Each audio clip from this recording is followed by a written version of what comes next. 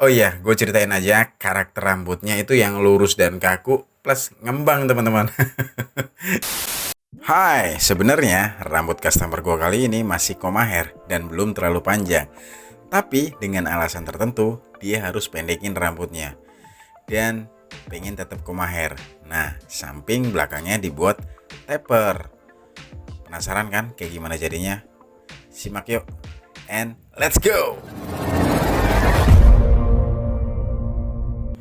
Oke teman-teman, jadi gue akan jelasin ke kalian kayak gimana langkah-langkah gue motong rambut yang masih koma hair ini dibuat samping dan belakangnya taper. Nah, jadi buat kalian yang pengen tahu langkah-langkahnya dan saran-saran dari gue, simak video ini sampai akhir. Tapi buat kalian yang pengen tahu before and afternya, bisa langsung skip di akhir video. Jadi di akhir video gue kasih video before and afternya ya teman-teman ya. Nah, langsung aja gue ceritain kayak gimana sih langkah-langkah gue kali ini motongin rambut yang sebetulnya masih bentuknya koma hair, tapi dengan alasan tertentu customer gue kali ini pengen rambutnya atau harus rambutnya lebih pendek supaya lebih tampak rapi, dan dia masih pengen bentuknya kayak koma hair. Nah gitu teman-teman. Jadi gue berinisiatif memotong rambut bagian samping dan belakangnya gue buat taper, dan rambut bagian atasnya tetap gue pertahankan koma hair. Jadi rambut bagian atasnya nanti hanya gue kurangin sedikit aja. Nah yang terpenting adalah rambut bagian samping dan belakangnya. Selain belum terlihat panjang, tapi rambut customer gue kali ini bagian sampingnya kalau dilihat dari depan itu sudah mulai ngembang. Sebenarnya sih masih bagus bentuknya, tapi dengan alasan tertentu tadi dia harus mendekin rambutnya supaya terlihat lebih rapi, tapi tetap dia pengen koma hair. Nah disitulah PR gue gimana buat rambut yang sebetulnya masih koma hair dibuat lebih pendek dan lebih rapi. Yuk kita simak. Jadi di langkah awal tadi gue udah parting rambut bagian atas dan rambut bagian bawah untuk memisahkan supaya rambut bagian atas nggak kepotong ya teman-teman. Jadi itu fungsi di partingnya teman-teman. Nah kali ini gue pakai teknik clipper overcomb untuk ngejaga. Jadi sebetulnya bisa aja gue langsung pakai guard nomor 4, tapi gue inisiatif pakai teknik clipper overcomb dulu untuk ngejaga ketinggiannya teman-teman. Jadi fungsi clipper overcomb itu tadi untuk ngejaga seberapa tinggi sih nanti pas gue pakai guard nomor 4. Nah ini contohnya gue lagi pakai guard nomor 4. Nah ketinggiannya ngikutin baseline yang gue buat tadi pakai teknik clipper overcomb. Nah jadi hasil dari teknik clipper overcomb tadi baseline ya teman-teman ya, atau garis dasar. Itu kan ngebentuk garis tuh. Nah itulah garis dasarnya teman-teman. Jadi guard nomor 4 kali ini tinggal ngikutin garis dasar tersebut. Oke, tentunya leveringnya close ya teman-teman ya. Jadi pakai guard nomor 4, leveringnya close, merata di bagian samping dan belakang. Kenapa sih gue pakai guard nomor 4? Karena sesungguhnya gue nggak pengen buat terlalu tipis teman-teman, tapi tetap harus tampak atau terkesan rapi ya. Makanya nanti bagian samping dan belakangnya gue buat taper. Oke, setelah pakai guard nomor 4 tadi, gue lanjut pakai guard nomor 2 kali ini. Leveringnya masih close. Gue mulai di samping dulu. Nah jadi gue tunjukin di area samping dulu ya teman-teman. Jadi gue pengen buat gradasi di area samping, belakangnya nanti. Jadi gue step by step dulu, langkah demi langkah dulu. Gue mulai di bagian samping dulu dan belakang tentunya. Pakai guard nomor 4. Guard nomor 2. Sebelumnya tadi pakai guard nomor 4. Oke, leveringnya close tentunya. Kenapa nggak gue pakai nomor 3? Kenapa gue harus lompat pakai nomor 2? Untuk mempersingkat waktu, karena area gradasinya pun nggak terlalu lebar kali ini. Jadi fade-nya atau gradasinya di bagian samping dan belakangnya nggak gue buat terlalu tinggi. Makanya gue lompat langsung pakai guard nomor 2 kali ini teman-teman. Jadi guard nomor 2 nya dengan levering close hanya di bagian samping dan belakang ya. Jadi di area belakang telinga itu nggak gue pakein guard nomor 2 ya, itu tetap pakai guard nomor 4. Jadi guard nomor 2 nya hanya di area samping dan belakang kayak gitu. Terus kali ini gue buat guideline teman-teman, atau garis pandu. Nah tadi setelah baseline, sekarang guideline, garis pandu, tapi hanya di bagian belakang aja ya, untuk mempermudah nanti waktu gue buat gradasi di bagian belakang. Oke, jadi gue tunjukin dulu gue buat gradasi di bagian samping. Kali ini pakai guard nomor 1, leveringnya open. Jadi gue mulai pakai levering open. Gue mulai pakai levering close ya. Mohon diingat ya, gue mulai pakai levering close. Terus itu kan ngebentuk garis tuh pas pakai levering close. Nah garis itu gue ilangin pakai levering open. Nah langsung aja di situ. Jadi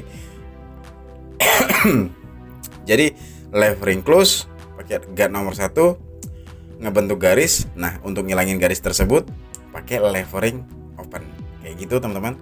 Jadi untuk buat gradasi di bagian samping.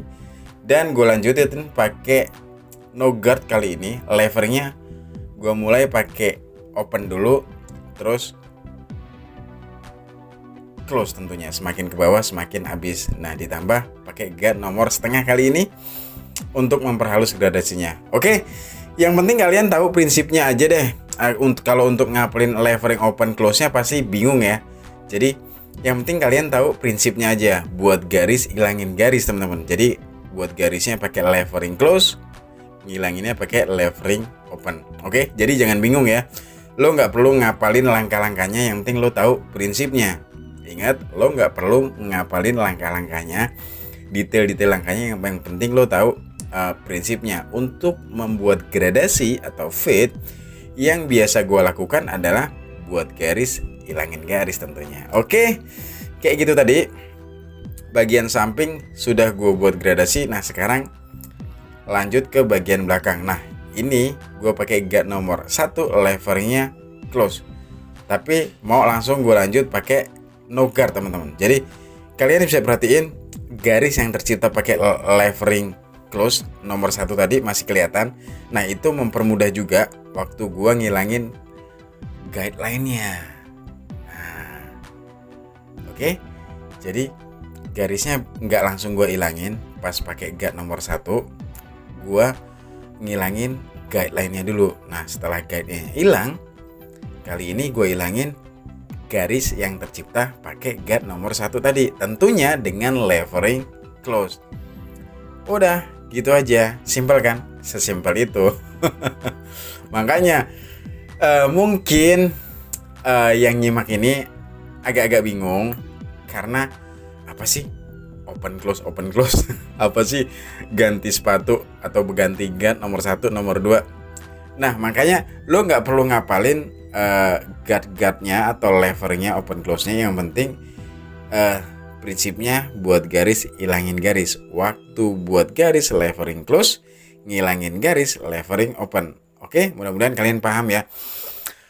Ya udah sih, kalau nggak paham tulisin aja pertanyaan kalian di kolom komentar. Oke, dan lanjut gue buat outline-nya teman-teman, dan gue habisin bagian bawahnya. Tentunya sudah terciptalah gradasi di bagian samping dan belakang. Nah inilah yang gue sebut tadi, yang gue sebut taper. Nah gitu teman-teman. Taper ini menurut gue akan tampak rapi sesuai dengan kebutuhan customer gue kali ini. Walaupun sebetulnya sebelum dipotong tadi sebenarnya masih ngebentuk koma hair, dan masih ideal juga disebut koma hair. Tapi kalau dilihat tampak depan itu sudah mulai ngembang teman-teman. Dan kebetulan dengan alasan tertentu customer gua kali ini memang harus rambutnya pendek. Mungkin karena pekerjaannya, mungkin karena tugas kuliahnya. Gua nggak tanya detail karena gua lebih fokusin ke gaya rambutnya kali ini. Sepertinya memang kebutuhan kuliahnya teman-teman, karena customer gua kali ini masih kuliah. Jadi Entah mungkin ada tugas apa, jadi dia mengharuskan harus rambutnya rapi. Walaupun sebenarnya bentuknya masih bagus ya di awal tadi ya. Oke. Em, oh iya, gue ceritain aja karakter rambutnya itu yang lurus dan kaku plus ngembang teman-teman. Jadi ini PR banget buat yang nyukur, terutama gue. Tipikal rambut ini adalah tipikal rambut yang riskan kalau kita ada bagian yang nanggung motongnya, iku lagi. Itu akan menimbulkan jigrak di area tertentu. Makanya karena dia mintanya rapi, gue berinisiatif gue buat taper di bagian samping dan belakangnya. Oke. Mudah-mudahan kalian jelas ya apa yang gue sampaikan. Jadi gitu teman-teman, koma hair itu nggak harus yang tebal, nggak harus yang tipis juga ya. Tetap disesuaikan dengan selera dan kebutuhannya.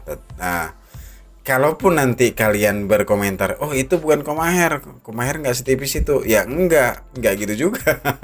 Ini masih senada dengan koma hair teman-teman. Tinggal disesuaikan dengan kebutuhannya.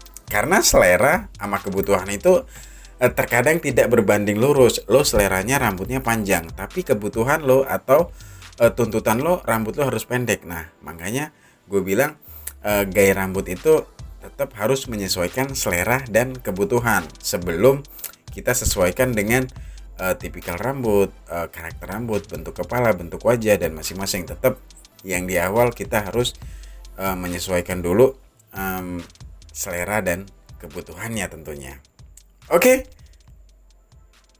Dan next, kali ini gue kerjain atau gue potong rambut bagian atasnya. Nah, yang kayak gue bilang tadi, rambut bagian atas itu nggak gue buat terlalu pendek ya. Gue hanya nyesuaiin aja, menyesuaikan tapernya di bagian samping dan belakangnya. Karena memang customer gue kali ini memang secara bentuk dia masih pengen koma hair, jadi memang nggak mau terlalu pendek sebenarnya, tapi kebutuhan dia atau alasan tertentu dia yang harus atau mengharuskan gaya rambutnya harus rapi dan pendek, dan alhasil dia harus cukur sama gua dan gua buat koma hair samping dan belakangnya taper. Oke, jadi gua potongnya kayak gitu ya, gua section menyilang dari sudut depan ke belakang. Pernah ada yang nanya di komentar, bang kenapa sectionnya harus menyilang? Nah oke, jadi penjelasan gue kenapa gue sectionnya harus menyilang. Sebetulnya nggak harus ya. Alasan gue menyilang adalah supaya gue bisa ngejaga rambut bagian depan. Nah contohnya kali ini kayak gini, rambut bagian depan gue potong terakhir karena gue pengen rambut bagian depan nggak terpotong terlalu banyak. Jadi gue section menyilang itu untuk ngejaga rambut bagian depan teman-teman. Supaya apa? Supaya tidak terpotong terlalu banyak atau supaya terkontrol agar tidak terpotong terlalu banyak. Karena kali ini rambut bagian depannya masih pengen gue buat nggak terlalu pendek. Karena apa? Ya kan kebetulan kebutuhannya adalah rapi dan agak pendek. Nah tapi rambut bagian depan itu lebih mudah dimanipulasi teman-teman. Nah jadi buat kalian yang sebenarnya pengen rambutnya panjang tapi mengharuskan rambut lo harus rapih dan agak pendek, ya gue sarankan rambut bagian depan itu nggak apa-apa dibiarkan agak panjang. Karena rambut bagian depan kalau dibiarkan agak panjang itu waktu styling bisa dimanipulasi. Setidaknya waktu lo sisir ke belakang itu nggak akan terlihat panjang teman-teman. Nah jadi kayak gitu. Kali ini rambut bagian depan itu gue buat lebih panjang dibanding rambut bagian tengahnya ya. Jadi semakin ke depan dia semakin panjang. Nah ini sudah sampai di tahap gue kumpulin rambut kanan kirinya, terus gue potong supaya sama panjang. Nah kayak gitu ya cara gue ya, supaya kanan kirinya sama panjang gue kumpulin ke tengah, terus gue potong agar simetris kiri dan kanan rambut bagian atas sama panjang. Capek juga ya menyampaikan dengan durasi normal kali ini. Ya, kebetulan video kali ini nggak banyak gue terlalu potong ya, jadi durasinya cenderung normal. Jadi gue potong-potongnya yang nggak perlu-perlu aja, yang nggak gue tampilkan ke kalian, yang nggak penting-penting. Jadi sengaja durasinya gue buat normal supaya gue bisa lebih detail menyampaikan langkah-langkah cukur gue ke kalian. Dan tentunya ini bukanlah mengajari atau menggurui ya, tapi ini adalah menunjukkan kayak gimana sih cara gue nyukur. Dah gitu aja, jangan beranggapan gue ngajarin atau menggurui ya. Oke, ini hanya sekedar sharing dan kita sama-sama belajar di sini. Dan setelah gue potong terus gue keringin, kali ini gue pengen rambut bagian ujung-ujungnya itu runcing-runcing. Nah makanya gue tipisin pakai gunting sasak. Bukan kebalik. Gue sasak pakai gunting menipis. Nah mana tuh yang bener? Jadi menurut kalian yang mana yang bener? Ya, gunting ini banyak sebutannya. Ada gunting gerigi, ada gunting zigzag, bahkan ada yang sebut gunting yang ada sisirnya. Gunting apalagi? Gergaji. Ya apalah itu, gue sebutnya gunting sasak. Ada yang sebut thinning scissor, blending shears. Banyak deh. Yang penting kalian paham. Jadi tujuannya tadi gue hanya nipisin di bagian ujungnya ya, supaya bagian ujungnya itu terkesan lebih natural dan runcing, lancip-lancip kayak gitu teman-teman. Oke, selesai. Udah motongin ya. Rambut yang masih koma hair dibuat lebih pendek dan dibuat taper bagian samping dan belakangnya. Jadi kayak gitu ya.